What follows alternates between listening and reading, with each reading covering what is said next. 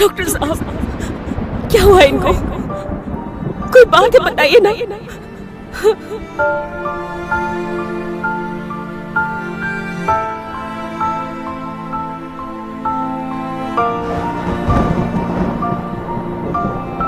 हे प्रभु, हे ईश्वर, हे भगवान,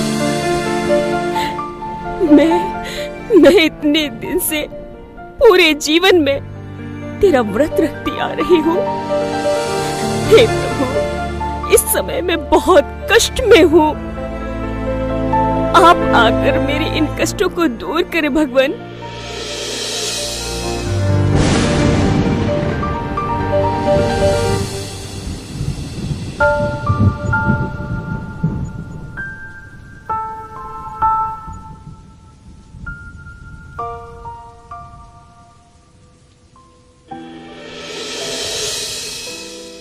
बच्ची, मैं तुम सभी मनुष्यों के कष्ट दूर करने आ गया हूं। ये आवाज कहां से आई? ये आवाज कहां से आई है? बच्ची, मैं तुम्हारी पुकार सुनकर तुम्हारे दुख को दूर करने आ गया हूं। ये आवाज मैं किसकी सुन रही हूँ? ऐसे शांति देने वाले बोल किसके हैं? आप कौन हैं?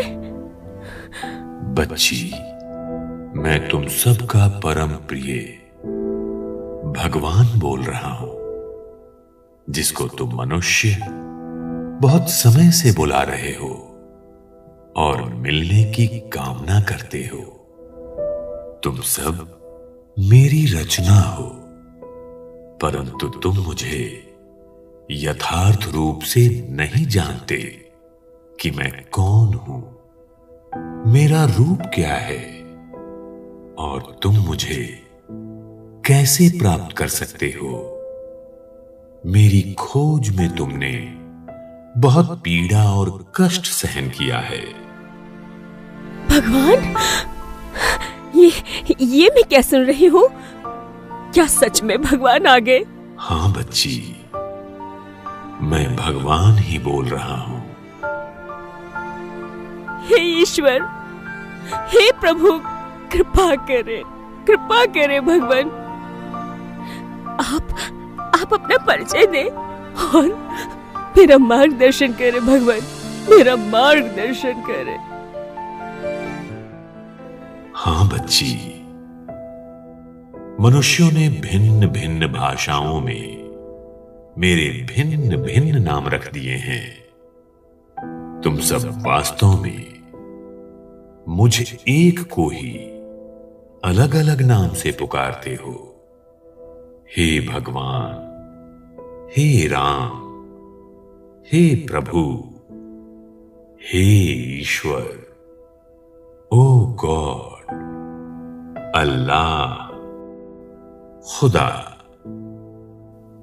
पर कोई मुझ परमात्मा को यथार्थ रीति से जानता नहीं है। मनुष्यों ने और भी बहुत से नाम रखे हैं, रुद्र, विश्वनाथ, सोमनाथ, महादेव, परंतु मेरा एक ही नाम शिव है। मुझे सदैव शिव ही कहते हैं। मेरा नाम कभी बदलता नहीं है। मनुष्य आत्मा का नाम बदलता रहता है, क्योंकि मनुष्य पुनर्जन्म में आते रहते हैं। मेरी महिमा में तुम गाते हो एक ओंकार सतनाम, अजूनी, अभोक्ता, अकाया, अकर्मा, अर्थात मैं किसी भी कर्म बंधन में नहीं आता हूं। अजोनी, मैं जन्म मरण में नहीं आता हूं। अभोक्ता हूं, अर्थात मैं इन 5 तत्वों का कोई भोग नहीं करता हूं। अकाया अर्थात जिसका कोई आकार न हो। मैं अकाल मूर्त, कालों का काल, महाकाल भी मैं ही हूं। मुझे काल खा नहीं सकता। मैं सभी को मुक्ति का रास्ता बताता हूं। मैं ही इस सृष्टि का रचयिता हूं। कौन? सृष्टि का रचयिता? भगवान? पर कहां? मुझे तो कोई दिखाई नहीं पड़ रहा है। हां, तुम मुझे और मेरे सत्य रूप को नहीं जानती हो। मैं इन आंखों से देखने में नहीं आता हूं। मैं देहधारी नहीं, मैं निराकार हूं। मैं जो हूं, जैसा हूं, मैं अपना परिचय स्वयं देता हूं, क्योंकि मैं ही देवताओं, मनुष्यों, पांचों तत्वों, सारी सृष्टि का रचयिता हूं। मैं सर्वशक्तिवान हूं। मैं सबका दुख हरता, सुख करता हूं। मैं निराकार हूं। सर्व आत्माओं का पिता, परम पिता, परमात्मा हूं।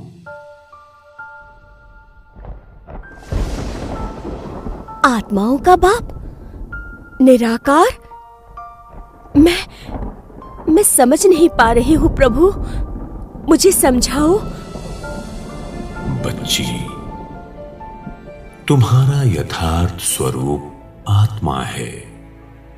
ये भौतिक शरीर नहीं।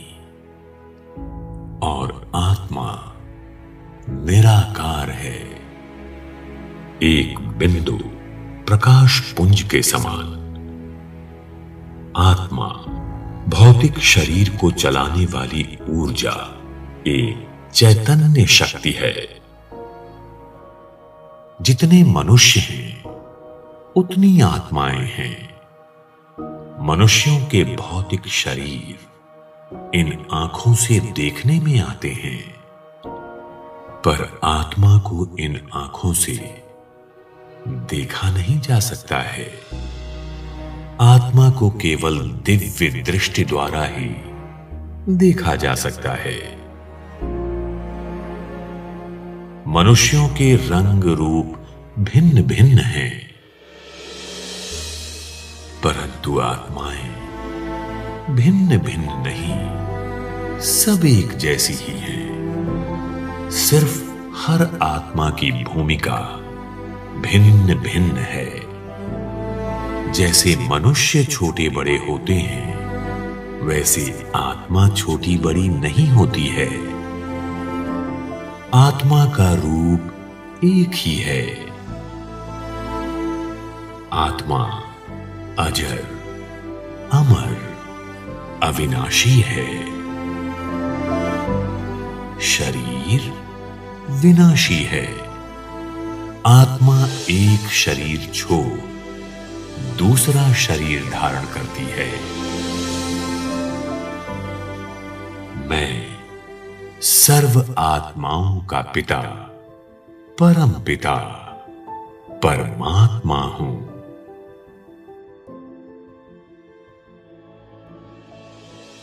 आत्मा और परमात्मा का रूप एक जैसा ही है। जैसे आत्मा बिंदी, वैसे मैं परमात्मा भी बिंदु के समान अति सूक्ष्म प्रकाश पुंज निराकार हूं। तुम भक्ति में मेरी ज्योतिर्बिंदु रूप की यादगार शिवलिंग बनाकर पूजा करते हो। बच्ची, आप सभी मेरी ही संतान हो। आप मेरे ही घर से यहां आए हो। इस सूर्य और सितारों से दूर। ये फरिश्तों का सूक्ष्म लोक है। इससे भी दूर एक अन्य लोक है, जहां आत्माएं विदेही, क्रिया रहित, विचार रहित तथा शांत अवस्था में निवास करते हो। ये लोक मुझ परमात्मा और आप आत्माओं का लोक है, जिसे आप सब ब्रह्मलोक, परम धाम, निर्वाण धाम, शांति धाम आदि नामों से जानते आए हो। आप सभी आत्माएं पृथ्वी पर इसी लोक से गए हो। ये लोक आत्माओं का प्यारा घर है। ये पृथ्वी एक रंगमंच है, जहां आत्माएं देह रूपी वस्त्र को धारण कर अपनी अपनी भूमिकाएं निभाते रहते हैं। अब अपने आप को एक अविनाशी आत्मा समझ मुझ परम प्रिय परम पिता परमात्मा को इस घर में याद करो। परंतु लोग तो कहते हैं कि आत्मा ही तो परमात्मा है। नहीं मेरे बच्चे, यही तुम्हारी सबसे बड़ी भूल है। तुम सब आत्माएं तो मुझ परमात्मा की संतान हो। परमात्मा एक है, फिर तुम अपने आप को परमात्मा कैसे कहला सकते हो? शरीरधारी को भगवान नहीं कहा जाता, मनुष्य कहा जाता है। मनुष्य को भगवान मानने से ही तुम सब नासमझ बन गए हो। मैं तो पुनर्जन्म में नहीं आता हूं, बाकी तो सब मनुष्य आत्माएं जन्म मरण के चक्र में आने वाली हैं। आत्मा सो परमात्मा, ये कहना अज्ञानता की निशानी है। अपने को भगवान कहना परमात्मा की ग्लानि है। जब भी तुम मुझे याद करते हो तो तुम्हारी बुद्धि ऊपर चली जाती है। जब जब कलयुग के अंत में सृष्टि पर धर्म की अति ग्लानि हो जाती है, तो मैं अधर्म का विनाश कर सत धर्म की स्थापना करने इस धरा पर आता हूं। हे प्रभु, परंतु आप तो सर्वव्यापी हैं। बच्ची, अगर मैं सर्वव्यापी हूं तो तीर्थों पर, मंदिरों में, धार्मिक स्थलों पर जाने की क्या आवश्यकता है? तुम सब यज्ञ, जप, तप आदि करते हो। समझते हो यही परमात्मा से मिलने का रास्ता है। अगर मैं सर्वव्यापी हूं तो मुझे पाने के लिए यज्ञ, जप, तप क्यों करते हो? मैं हरेक में नहीं, मेरी याद हरेक में व्याप्त है, क्योंकि मैं ही सब आत्माओं का पिता हूं। तुम सब कहते हो कि मैं कण कण में व्याप्त हूं। नहीं बच्चे, बच्चे, कण कण मेरी रचना है। अपने पिता को सर्वव्यापी कहना एक बहुत बड़ी भूल है।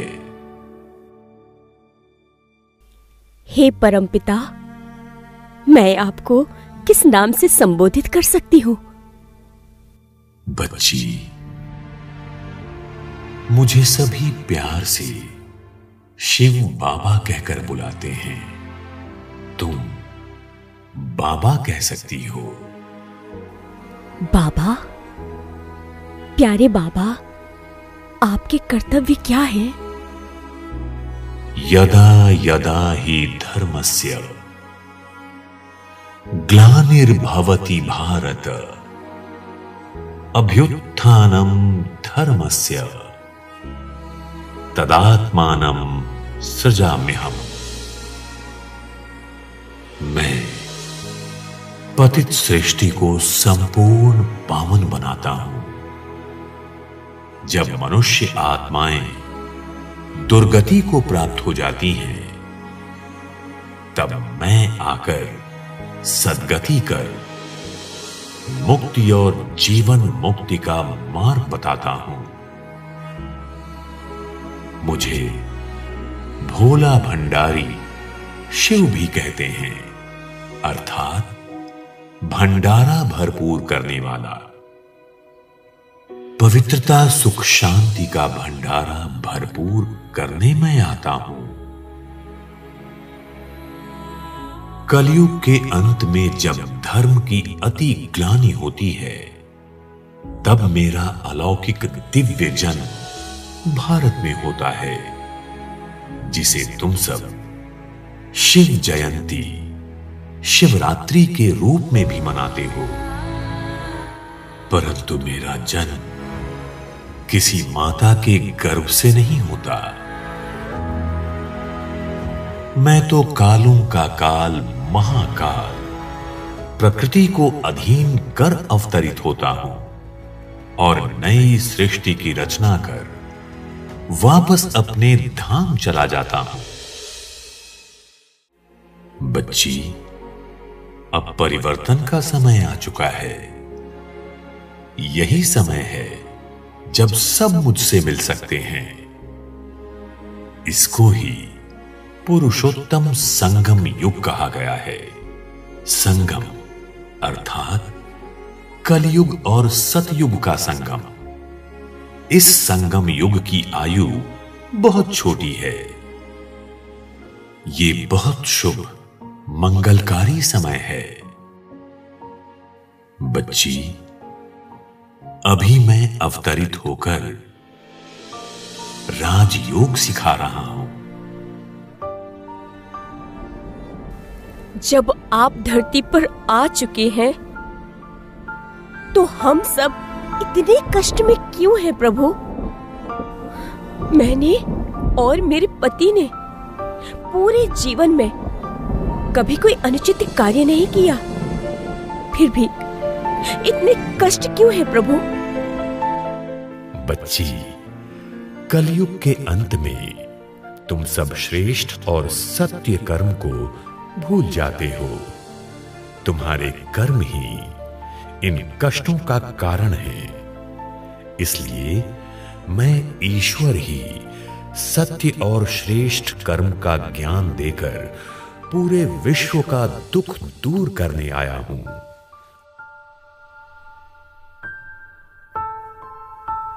पर बाबा, इन कष्टों से छुटकारा कैसे पाऊं? हर मनुष्य अपने कर्मों के अनुसार ही सुख और दुख को प्राप्त करता है। कष्टों से मुक्त होने का एक ही साधन है, राजयोग। बाबा, ये राजयोग क्या है? बच्ची, मुझे याद करना ही राजयोग है। ये वही भारत का प्राचीन योग है जिसकी बहुत महिमा है। राजयोग से तुम्हारे जन्म जन्मांतर के पाप भस्म हो जाते हैं। अपने को बिंदु रूप आत्मा समझ मुझ ज्योतिर्बिंदु परमात्मा को याद करना ही राजयोग है। राजयोग का अर्थ है याद। बुद्धि से परमपिता परमात्मा को याद करना।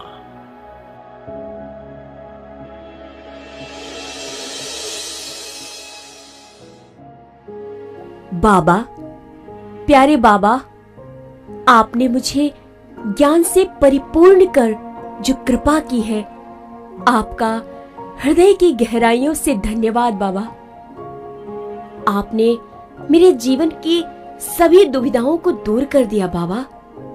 मैं नित्य अपने अविनाशी आत्मिक स्वरूप में स्थित होकर आपको याद कर अपना जीवन दिव्य बनाऊंगी बाबा। आपका बहुत बहुत आभार मेरे बाबा। अच्छा बच्ची, हम फिर मिलेंगे।